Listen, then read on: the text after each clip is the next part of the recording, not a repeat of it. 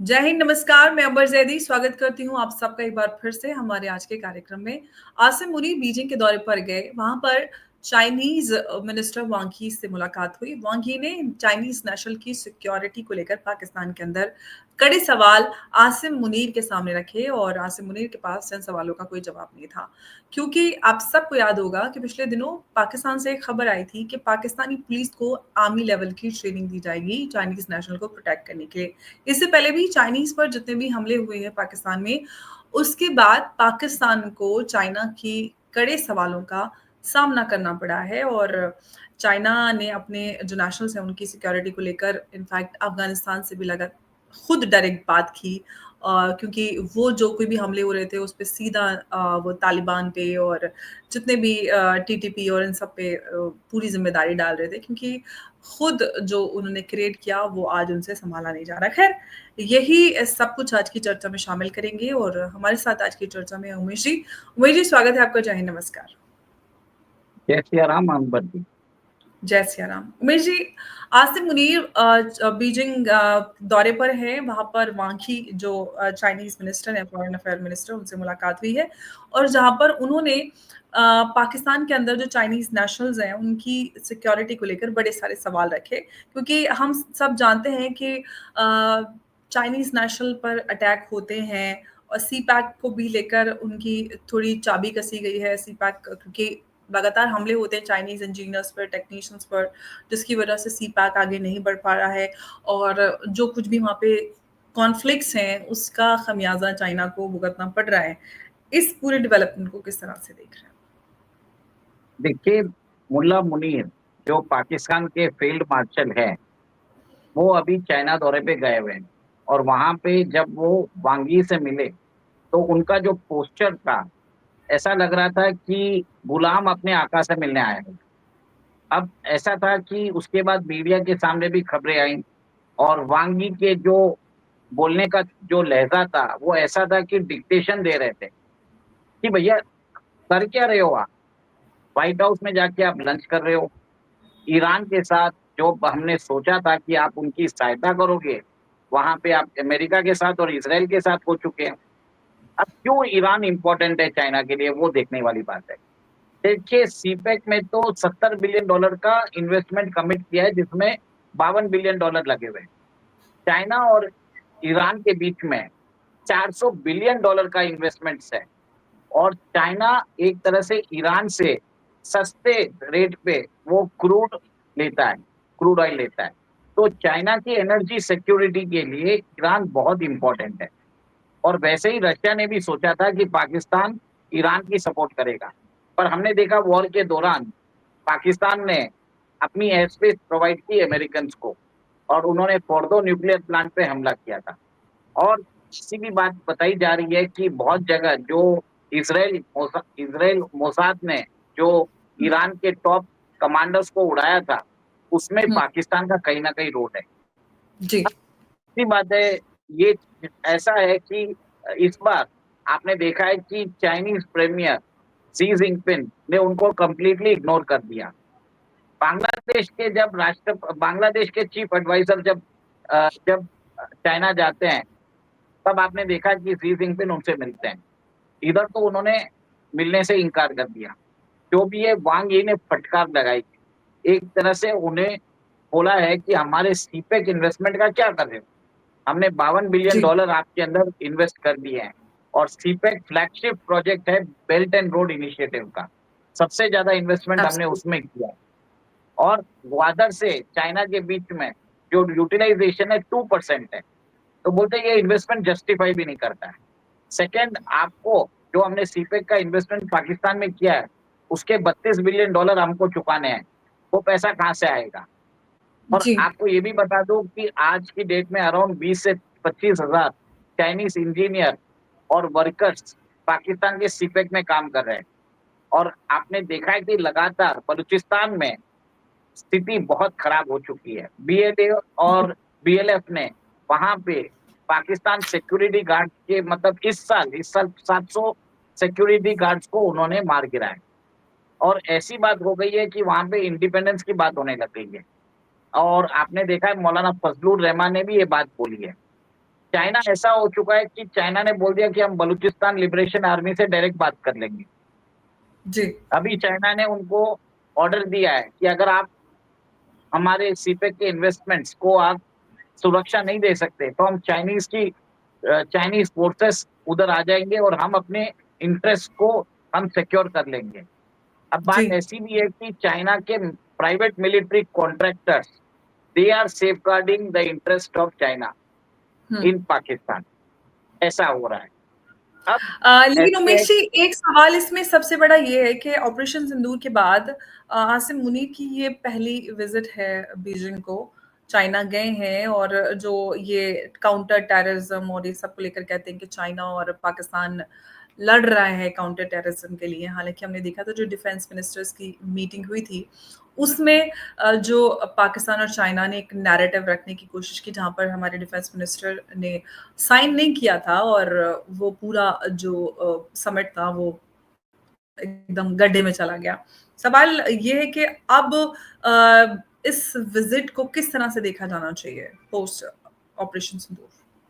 मेरे ख्याल से तो वांग यी ने समन किया होगा कि मुल्ला मुनीर आप आ जाओ, हमें एक तरह से पूरी रिपोर्ट दो। और सेकंड, आपको जी। मालूम है अभी व्हाइट हाउस में भी वो लंच करके आए हैं, और जिस हुँ, हिसाब से बलूचिस्तान के रिसोर्सेस वो अमेरिका को ऑफर कर रहे हैं और हुँ, अनकंडीशनल सपोर्ट उन्होंने दिया है अमेरिका को हुँ। जी, during the Israel Iran war, इससे चाइना खुश नहीं है। चाइना ने बोल दिया है कि आपको हमारे इन्वेस्टमेंट्स को प्रोटेक्ट करना पड़ेगा, आपके पास कोई दूसरा ऑप्शन नहीं है। सेकंड, जी, आपने ये भी देखा है कि अमेरिका ने उनको बोला है कि हम आपको 5th जनरेशन फाइटर एयरक्राफ्ट देंगे, मिसाइल डिफेंस सिस्टम देंगे।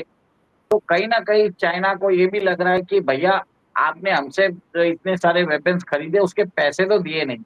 वो पैसे कब दोगे? भरपाई कैसे करोगे?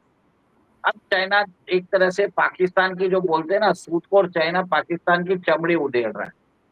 ये वो बात हो गई है। पूरी फटकार लगाई जी। है। एक तरह से मुल्ला मुनीर अपने आप को जो बदन चौड़ा होके बात करता था, इस बार दुम हिलाता हुआ नज़र आया और एक तरह से अपने आका के सामने वो सजदा कर रहा था। जी, और लेकिन उमेश जी, वांग यी ने आसिम मुनीर को मुलाकात दी, जो फील्ड मार्शल बने हैं, जो उनकी रैंक बढ़ी है, उसके लिए उनको मुलाकात दी। उससे उन मुलाकात में उन्होंने उसको मुबारकबाद दी। साथ ही साथ जो पाकिस्तान और चाइना के बीच जो स्ट्रैटेजिक एक रिलेशन है, उसमें उन्होंने उसके लिए भी कहा कि हम हमेशा इसी तरह पाकिस्तान जो है वो आयरन क्लैड फ्रेंड की तरह ऑल वेदर पार्टनर की तरह आगे रहेगा। लेकिन जो कुछ भी व्हाइट हाउस में लंच और जो कुछ भी ईरान के साथ जो उन्होंने किया, उसके बाद भी पाकिस्तान की तरफ चाइना का ये रुख क्या दर्शाता है कि पाकिस्तान जो उसकी स्ट्रेटेजिक लोकेशन है, उसका फ़ायदा चाइना और यूएस दोनों से उठा रहा है?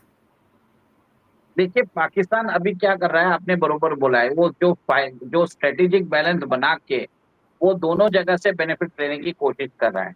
वो अमेरिका को भी हुँ, गुड ह्यूमर में रखना चाहता है और चाइनीज़ को भी एक तरह से विश्वास दिलाना चाहता है। बट आपको जी, मालूम है आज विश्व में ऐसा है कि चाइना और अमेरिका दोनों एक साथ नहीं रह सकते और पाकिस्तान ये इम्पॉसिबल काम कर रहा है।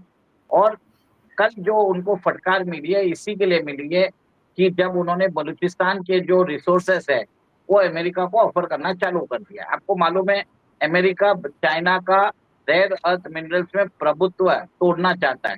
बलूचिस्तान में 6 ट्रिलियन डॉलर्स के रेयर अर्थ मिनरल्स है और वहाँ पे रेकॉर्डिक माइन जो बेरिक कैनेडियन कंपनी के पास है, वो उन्होंने अमेरिकन एंड ऑस्ट्रेलियन गवर्नमेंट को देने को तैयार हो गए।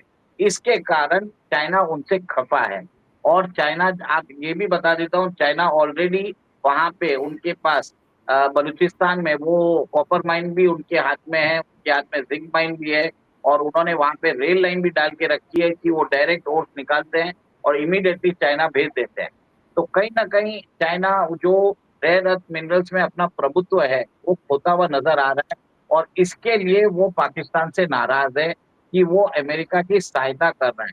आज वर्ल्ड के जी, अंदर 70% जो रेयर अर्थ मिनरल्स की जो सप्लाई है, वो चाइना को कंट्रोल करता है। 90% रिफाइनिंग कैपेसिटी चाइना कंट्रोल करता है। 97% recycling capacity rare earth minerals की, वो चाइना कंट्रोल करता है। सेकंड जो थी वो है चाइनीज नेशनल्स की सुरक्षा, वो कर नहीं पाते। और अब ऐसा है कि चाइना ने बोल दिया है, अगर आप कर सको तो ठीक है, नहीं तो हम अपनी आर्मी उधर भेज देंगे। जी। उमेश जी, जो पाकिस्तान और चाइना के बीच जो ये बढ़ती दोस्ती है, वो भारत के इकोनॉमिक इंटरेस्ट की बात करें या फिर भारत की सिक्योरिटी की बात करें, उन सब के लिए एक बड़ा खतरा बनती जा रही है, क्योंकि आप सबको याद होगा कि अभी रिसेंट जो ऑपरेशन सिंदूर रहा, उसमें चाइना पाकिस्तान को लाइव जो इनपुट्स है वो प्रोवाइड कर रहा था, और इनफैक्ट जो चाइना मेड इक्विपमेंट्स भी पाकिस्तान इस्तेमाल कर रहा था। ऐसे में ये सवाल भी बड़ा खड़ा होता है, और अभी रिसेंटली हम ये देख रहे हैं कि भारत और चाइना के बीच में रिश्तों में जो बर्फ थी वो धीरे-धीरे पिघलना शुरू हुई है। इस पे अगर आप कुछ कहना चाहें? देखिए, चाइना और पाकिस्तान के बीच में जो रिश्ता है, भले रस्साकसी कुछ चलती रहे, वो कम नहीं होने वाला है। चाइना ने वहाँ पे जी। $52 बिलियन एक तरह से इन्वेस्ट कर दिया है, और वहाँ पे वो डीपली यूनिवर्स ने एक खर्चे तरह, वेस्ट कर दिए क्योंकि उस $52 बिलियन का कुछ होने तो वाला नहीं है। देखिए बात वो नहीं होती है, बात ये है कि पाकिस्तान उधर कर्ज में डूब चुका है। पाकिस्तान की जो इकोनॉमी है $350 बिलियन की इकोनॉमी है। उसमें आप सोचिए $50 बिलियन तो चाइना ने इन्वेस्ट किए हैं, और उसमें भी उसको और भी कर्ज देना, उसको पैसा देना बाकी है। पाकिस्तान ये कर्ज नहीं दे पाएगा, अल्टीमेटली चाइना उसका हिसाब करेगा। कैसे करेगा हमें नहीं मालूम। अब ऐसा है कि इसके ऊपर भी बात हुई होगी कि आप पैसा तो दे नहीं सकते, इसके बदले आप क्या बेनिफिट दोगे? तो कहीं न कहीं चाइना डिमांड करेगा कि ग्वादर पोर्ट जो है, जैसे हम्बनटोटा पोर्ट उन्होंने लीज़ पे लिया है, वैसे ही ग्वादर पोर्ट को भी माँगेगा, ग्वादर एयरपोर्ट को भी माँगेगा, ताकि वो वहाँ पे अपनी जो सबमरीन्स है, अपने फाइटर एयरक्राफ्ट है चाइना, सब रख सकता है। ये एक पॉसिबिलिटी नज़र आ रही है, और पाकिस्तान ये नहीं चाहता कि वो दे ये उन चाइना को कंप्लीट कंट्रोल दे। पाकिस्तान जी। चाहता है, पाकिस्तान को मालूम है कि वो पैसे तो दे नहीं सकता, अल्टीमेटली चाइना के पैसे डूब जाएँगे, पर चाइना छोड़ने वाला नहीं है। इसके लिए उन्होंने मुल्ला मुनीर को एक तरह से फटकार लगाई है, और मुल्ला मुनीर जो इतने चौड़े होके घूमते हैं, वहाँ पे भीगी बिल्ली के जैसे बैठे थे। और वांग यी ने क्लियर कट बोल दिया है कि आपसे ये उम्मीद नहीं थी कि ईरान वॉर में आप अमेरिका के साथ देंगे और हमें प्रॉब्लम क्रिएट करेंगे। हमने देखा है कि कैसे चाइनीज़ नेशनल्स को पीएलए वाले मार रहे हैं।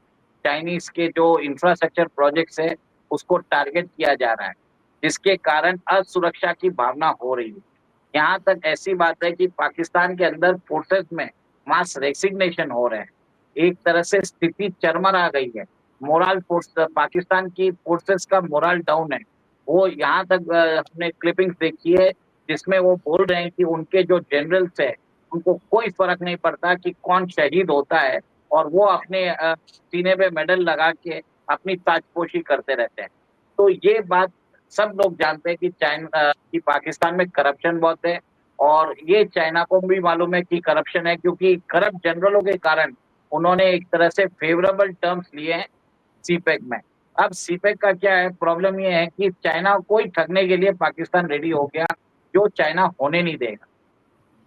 जी, लेकिन ये पूरा जो सिनेरियो है, इसमें एक सवाल ज़रूर निकल कर आता है कि हम चाइना का इन्फ्लुएंस जो है पूरे ये जो इंडियन सबकॉन्टिनेंट है उसमें देखें, जैसे कि चाइना श्रीलंका पे जिस तरह से उसने कर्ज़ के जाल में फँसाने की कोशिश की, बांग्लादेश में वो इन्फ्लुएंस बड़ा आ रहा है, और चाइना की वही पॉलिसी होती है जो घिसी-पिटी के कर्ज़ के जाल में फँसाओ और उसको टेक ओवर करने की कोशिश। भारत ने श्रीलंका को तो चाइना के जाल से निकाल लिया, मालदीव और ये सब को भी धीरे-धीरे वो सारे चाइना से पीछे हट रहे हैं। लेकिन ख़ास तौर से पाकिस्तान और बांग्लादेश की बात की जाए, ये तो लिटरली भारतीय ज़मीन है, भारत की धरती है। ऐसे में भारत बैकफुट पे क्यों नज़र आता है जब ये दिखाना होता है कि भई ये मेरी ज़मीन है, मेरा घर है, यहाँ पर तुम नहीं घुस सकते। देखिए, आपको समझना पड़ेगा कि चाइना अभी से नहीं घुस रहा है। चाइना घुस रहा है, वो 2003-4 से चालू कर चुका था। उस हुँ, समय यूपीए की सरकार आई थी। आपको ये भी मालूम है 2008 में राहुल गांधी ने सीसीबी के साथ करार भी किया था। जी, कांग्रेस अच्छा। पार्टी और सीसीपी का करार भी हुआ था। तो कहीं न कहीं ये करार में ये भी हो सकता है कि भारत ऐसा कोई भी स्टेप नहीं लेगा, जिसमें इंडियन ओशन रीजन में चाइनीज़ इन्फ्लुएंस को काउंटर करेगा। इसके लिए आपने देखा उस समय बांग्लादेश, पाकिस्तान, नेपाल, भूटान, मालदीव, श्रीलंका सब जो भारत के जो सार्क के देश है, सबके अंदर चाइना ने भारी भरकम इन्वेस्टमेंट्स किया उस 10 साल के पीरियड में। अब भारत एक तरह से काउंटर कर रहा है, मालदीव्स को रेस्क्यू कर रहा है, श्रीलंका को रेस्क्यू कर चुके हैं, नेपाल में भी चेंजेस आ रहे हैं, भूटान भारत के फोल्ड में है, अफ़गानिस्तान को हमने अपने अंदर ले लिया है, पाकिस्तान के अंदर हम एक तरह से उसका विघटन का स्थिति चालू कर चुके हैं। बांग्लादेश हुँ। के बारे में मुझे नहीं मालूम क्या करेगी भारतीय सरकार, पर कुछ ना कुछ ज़रूर होगा आने वाले दिनों में।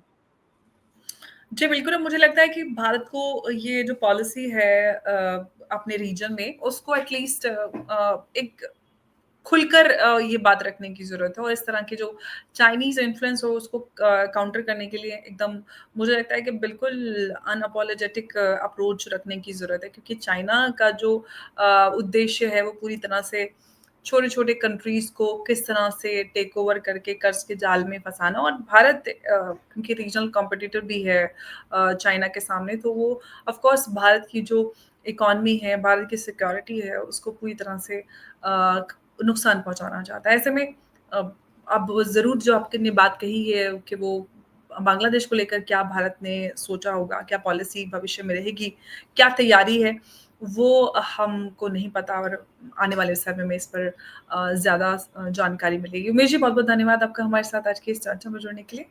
नमस्कार, जय हिंद, जय भारत। जय सिया राम। जय श्री राम।